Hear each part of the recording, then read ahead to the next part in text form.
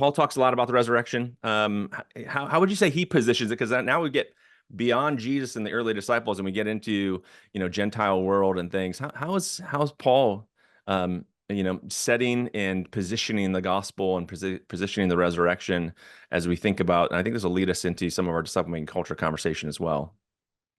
Yeah, I mean, if you read Paul, I mean, it's a challenging message that he's preaching to the Gentile world, and oftentimes, doesn't make sense to them Yeah, whatsoever, right? I mean, it's foolishness in a certain way. You're talking about the resurrection of the dead, and yet for Paul, it's such a convicting reality that makes sense of all of creation and makes yeah, sense of, what God is doing in the world. It's the central kind of thing. So, you're going to see it through Paul's writings a lot. He's going to establish it historically the best that he possibly can, but he's going to establish it as a new reality that has broken into the world that is turning everything upside down and inside out, and becomes the defining reality of everything that he's going to talk to the churches about, and all of his evangelistic kinds of messages and all of his training is kind of centered in. So it yeah, becomes, I think, a central kind of deal.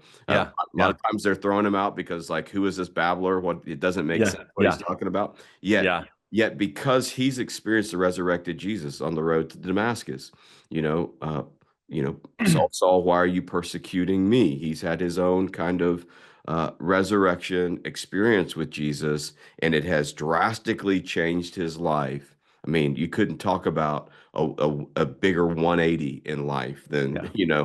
that Saul to Paul kind of thing. And he just can't get over it. Like he Yeah. honestly can't get over it.